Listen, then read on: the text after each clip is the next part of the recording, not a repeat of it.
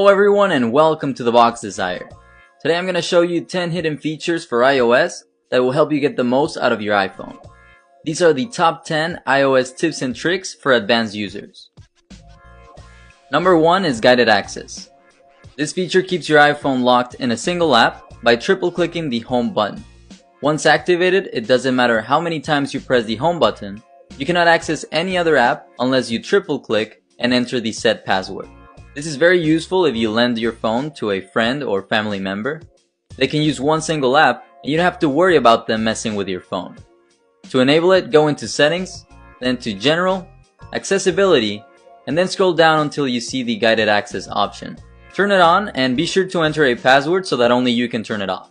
This will allow you to lock onto a single app, and now you don't have to worry when your little cousin or mom wants to borrow your phone. Number 2 is the use of Force Touch with the keyboard.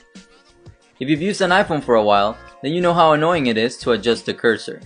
It's usually inaccurate because the letters are too small and you end up selecting something you don't want to. Well, now you can use Force Touch to move exactly where you want. Just press slightly harder on the keyboard and glide through a lot quicker. And this works with all the latest iPhones, so from the iPhone 6s and every model that has released after it. It just makes it much easier to navigate because your finger doesn't get in the way. Number 3 is the Japanese text emoji. This is a very cool collection of text-based emoji that can be accessed within the Japanese keyboard. To activate it, go to the Settings app, go to General, scroll down to the keyboard option, Keyboards, and then select Add New Keyboard. Select Japanese, and then Kana. To use it, long press the globe icon and select the Edit Keyboard. Click the face icon, and now you can choose from hundreds of options that will bring your texting game to the next level. For number 4, I'm going to show you how to reduce the animations on your iPhone. Every time you enter or exit an app, there's a very long transition that takes place. As you can see, there's this zoom in and zoom out movement that occurs every time. You can eliminate this by going to Settings, General, Accessibility, and then Reduce Motion. Turn it on and now you'll see how every time you exit an app, it is a much quicker fade out transition, which makes for a better experience if you don't like the original transitions. It just seems a bit faster. And here's a side-by-side comparison. The left has the old zoom in and zoom out transitions, and the right has the alternative fade out animations. Number 5 is the use of Force Touch to reply to messages. Surprisingly, a lot of people don't know about this one, but you can press harder on the screen to reply to a message within an app. So you no longer have to exit the app you're in to reply. You can do it right there when the notification appears. And this also applies to the home screen. You can use Force Touch to reply without having to unlock your device. So use Force Touch if you want to be more efficient with messages. The number 6 tip is the use of Notification Center widgets. These are simple interfaces from apps on your device that can be accessed from the Notification Center. Simply swipe to the right from your home screen, or you can also pull it down from the top of the screen and swipe to the right. To activate widgets, go to the bottom and tap on Edit. Then you can add the widgets available from your apps. My favorites are the Weather Stats, the ESPN widget, which shows you the latest scores and upcoming matches, Snap Stats, which shows important information of your device, like how much data you've used, how much storage is available, and even how the RAM is being utilized. I also like the Calculator because it lets you do some calculations without having to open the app or without having to unlock your phone. And finally, the Amazon widget, which shows the status of your orders. Now remember that these widgets will only become available once you install the apps, so be sure to download the apps for each of these if you want the widgets to appear in the Notification Center. So Snapstats app for the phone statistic, widgets for the calculator, and so forth. The number 7 trick is to save your fingerprint twice to increase the success rate of Touch ID.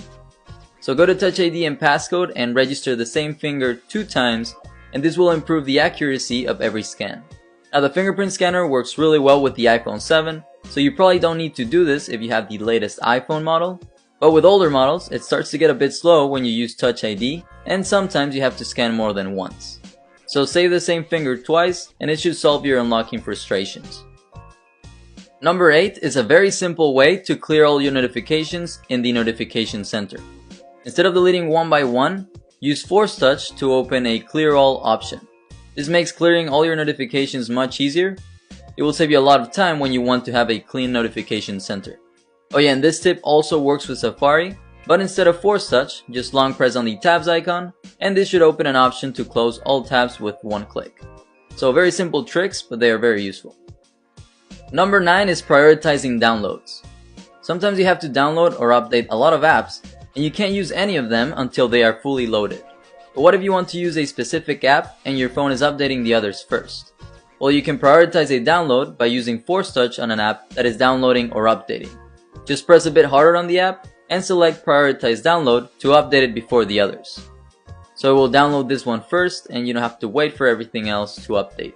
And this tip is also useful if you download an app by mistake. You can pause or cancel the download by using force touch. Finally, at number 10 is how to mark up a photo. So this is for those of you who like to edit their images.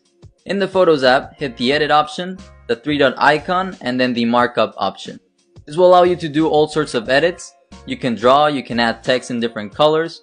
You can also magnify a part of a photo by selecting the second option from left to right.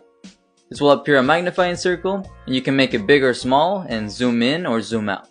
And this is great if you want to highlight a specific part of a photo, to point at someone in a big crowd, or to emphasize a specific area. So that's photo markup for number 10. And so that is it for my top 10 tips and tricks. If any of these was useful, or if you simply enjoyed the video, please be sure to like by hitting the thumbs up below.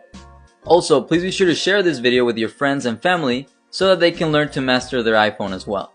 Finally, be sure to hit the subscribe button down below and the little bell button if you'd like to receive notifications when I upload new videos like these.